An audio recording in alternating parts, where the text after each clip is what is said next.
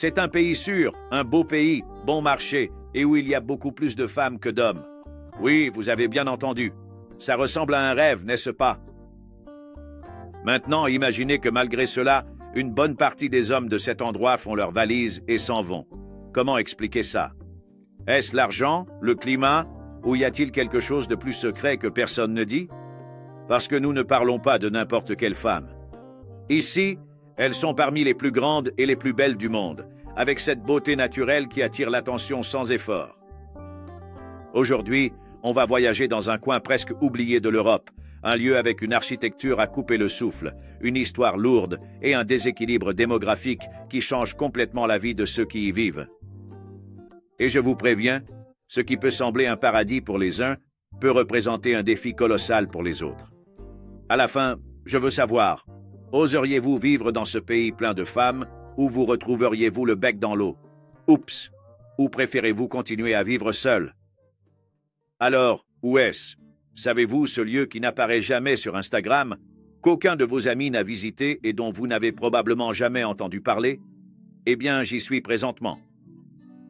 C'est un pays qui se trouve là, dans un coin de la carte, au nord de l'Europe, perdu entre des noms que la plupart des gens ont du mal à prononcer, les fameux pays baltes. Ça sonne bien, non? Mais si je vous demandais de les lister, vous seriez peut-être bloqué. Je vous aide. L'Estonie, la Lituanie et au centre de notre discussion d'aujourd'hui, la Lettonie. La capitale est Riga, et sérieusement, si vous y atterrissiez, vous jureriez être tombé dans un film historique.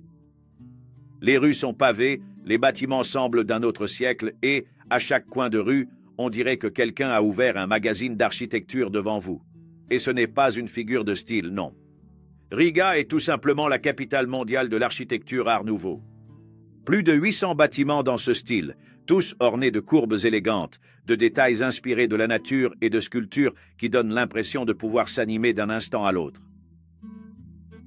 Vous marchez 5 minutes et vous avez la sensation d'être dans un musée, mais sans devoir payer l'entrée. Cependant, c'est là que le détail étrange apparaît. Même avec toute cette beauté, il n'y a pas cette cohue de touristes avec leurs perches à selfie qui encombrent la rue. C'est calme, presque trop calme. On a l'impression que la ville attend que quelqu'un raconte son histoire.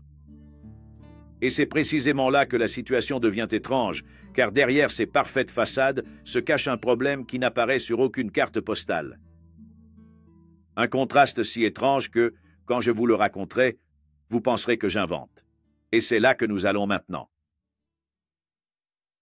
2. Le passé qui a tout changé. Pour comprendre la Lettonie actuelle, il faut remonter le temps. Et je vous demande, comment un si petit pays a-t-il pu être si important dans le passé? Au début du XXe siècle, la Lettonie vivait un âge d'or. L'emplacement était idéal, parfaitement situé entre l'Europe de l'Est et l'Europe de l'Ouest. N'est-il pas évident qu'un tel lieu deviendrait un carrefour commercial animé? Riga, la capitale, accueillait des navires, des marchandises, des cultures et des influences de partout. Allemands, Russes, Scandinaves, tous passèrent par ici et laissèrent leur empreinte. Mais ensuite, la Seconde Guerre mondiale est arrivée.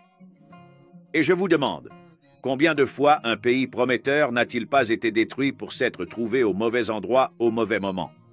D'abord, les nazis ont occupé la Lettonie, puis ce fut le tour de l'Union soviétique. Et quand un pays est englouti par des puissances de cette taille, pensez-vous que son identité survit intacte? La culture a été étouffée. Des milliers de Lettons ont été arrachés de chez eux et envoyés dans des camps de travail en Sibérie. Au même moment, des gens d'autres régions de l'Union soviétique sont arrivés, comme des Russes, des Biélorusses et des Ukrainiens. N'est-il pas évident que cela changerait complètement la composition du pays? L'indépendance n'est venue qu'en 1991, lors de ce qu'on a appelé la Révolution chantée. À partir de là, la Lettonie a tenté de se reconstruire. Elle a rejoint l'Union européenne, l'Organisation du traité de l'Atlantique Nord, et l'économie a réagi, mais est-il possible d'effacer des décennies de traumatisme et de transformation sociale si rapidement? Car il suffit d'observer la population actuelle pour voir que quelque chose ne va pas. Un détail qui semble n'être qu'une simple curiosité statistique, mais qui, en pratique, affecte tous ceux qui vivent ici. Et c'est exactement ce que nous allons découvrir maintenant. 3. L'énigme de la population. Maintenant, dites-moi, Qu'arrive-t-il à un pays quand il commence à perdre sa population trop rapidement? Depuis 1990, la Lettonie a vu un tiers de sa population disparaître. Ce n'est pas une baisse lente, c'est un dépeuplement. Et vous pensez que cela ne change pas la vie de tous ceux qui restent? Les chiffres font peur. Une partie des jeunes est partie chercher de meilleurs salaires dans d'autres pays d'Europe. Ceux qui restent, bien souvent, n'ont pas d'enfants. Le résultat est que la population vieillit et se réduit d'année en année tout simplement.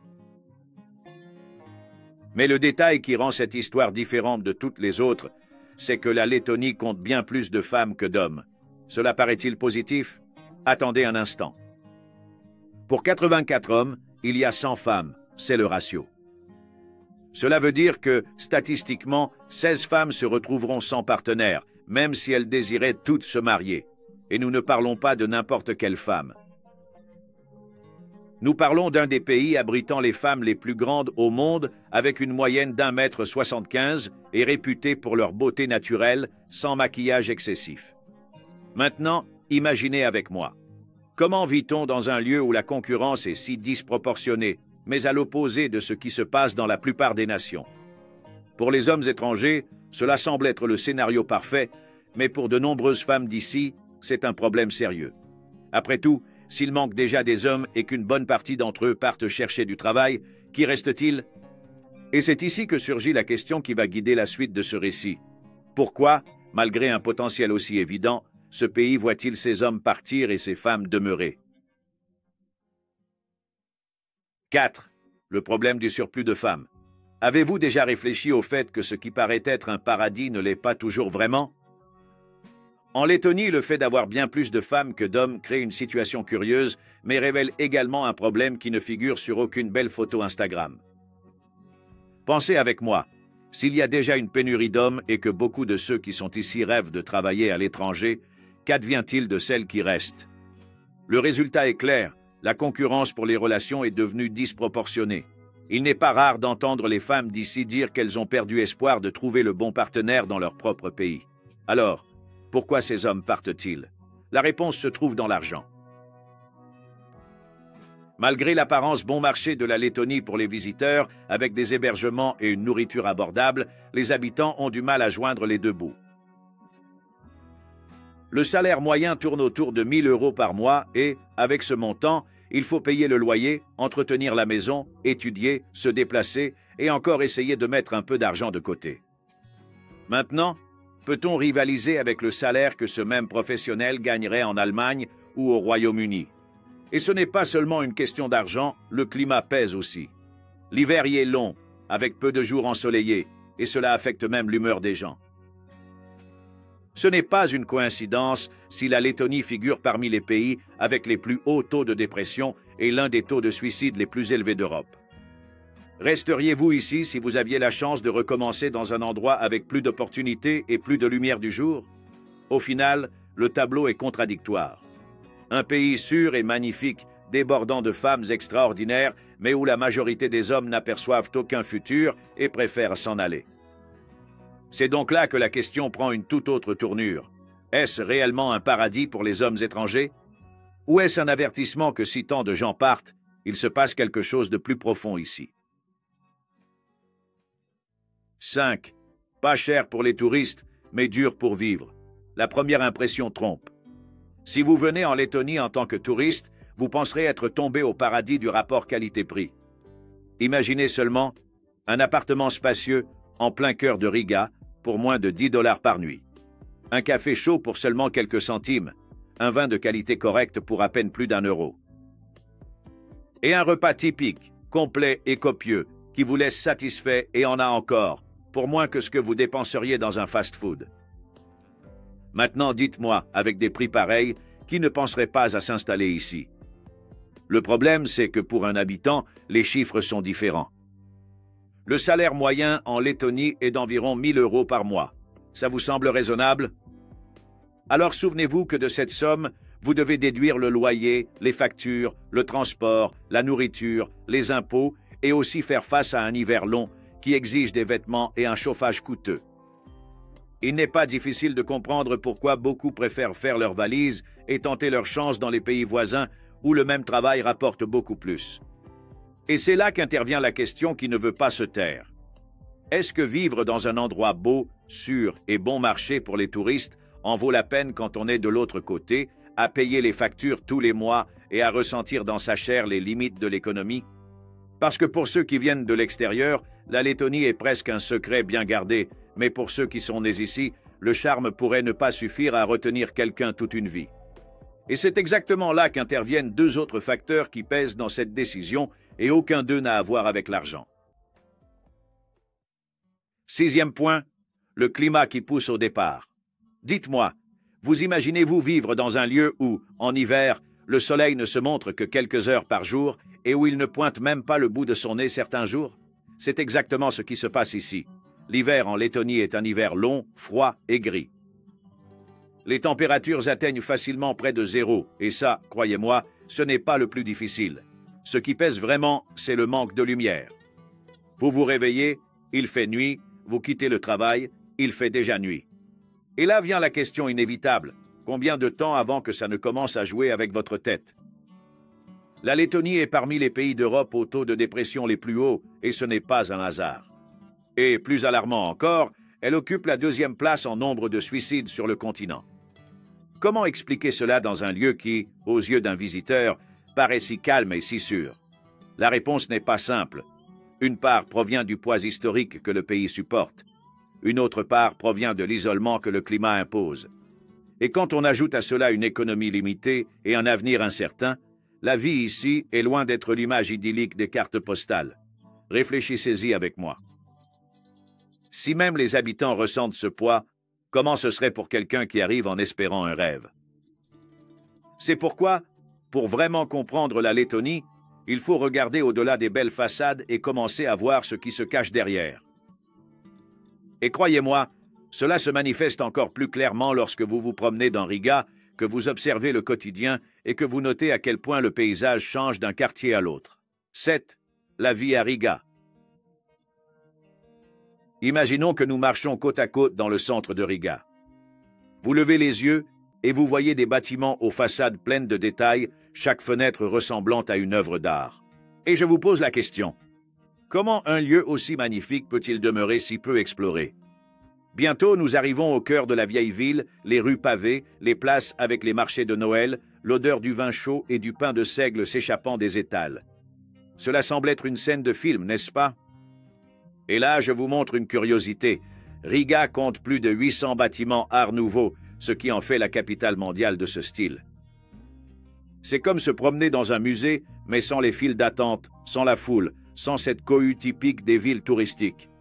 Mais il suffit de quitter un peu les rues historiques pour que le paysage change. Les charmes médiévaux laissent place aux constructions soviétiques, aux quartiers simples et aux marchés populaires. On y voit des hommes vendre légumes et poissons frais, et au fond, on entend des conversations russes. Et là, une autre question se pose. Comment vit-on dans une ville où 25% de la population est d'origine russe, avec deux cultures qui cohabitent, mais qui ne se mélangent pas toujours complètement? Au marché central, vous y trouverez de tout, du traditionnel pain de seigle aux petits pois noirs au bacon, leur plat national. Tout est à la fois bon marché, délicieux et simple. Et curieusement, même avec un revenu moyen faible, on voit quand même dans les rues des voitures de luxe, des BMW, des Mercedes et même quelques Porsche. Paradoxal, non? C'est dans ce contraste que Riga se révèle, un mélange de passé et de présent, de richesse et de difficulté, de beauté et de défis. Et c'est précisément dans ce contexte qu'il devient plus évident pourquoi tant d'hommes d'ici choisissent de s'en aller, abandonnant un pays où les femmes sont en majorité. 8e point. Pourquoi les hommes partent-ils? Après avoir exploré Riga, ses rues, marchés et contrastes, on se demande inévitablement pourquoi voudrait-on quitter un endroit si beau, sûr et débordant de femmes? La réponse se trouve à plusieurs niveaux. Premièrement, la situation financière. Avec un salaire moyen d'environ 1 000 €, beaucoup d'hommes regardent à l'étranger et voient qu'ils pourraient gagner le double ou le triple pour le même travail en Allemagne, au Royaume-Uni ou en Scandinavie. Qui oserait refuser une pareille opportunité? Puis, il y a le climat. Un hiver long, des journées courtes et très peu de soleil. On se lève, on travaille et on rentre dans le noir, ce qui mine l'énergie, la motivation, le moral. Combien d'années supporteriez-vous cela sans penser à chercher quelque chose de différent? Et puis, il y a aussi le poids de l'histoire. Des décennies de domination étrangère, des changements forcés, une économie qui n'a jamais retrouvé son état initial. Cela marque les esprits et crée souvent l'impression que, si la vie est bonne par certains aspects, l'avenir ici est un avenir incertain. Maintenant, assemblez tout cela. Meilleurs salaires ailleurs, climat plus doux, plus d'opportunités. Comprenez-vous pourquoi tant d'hommes font leurs valises et s'en vont, même en laissant derrière eux un cadre qui, aux yeux d'un visiteur, semble presque parfait. Et c'est justement là que réside toute l'ironie. Pour un visiteur, la Lettonie semble être un paradis, un pays sûr, riche culturellement et où les femmes sont bien plus nombreuses que les hommes. Mais pour de nombreux habitants d'ici, ce paradis est en fait un lieu de départ.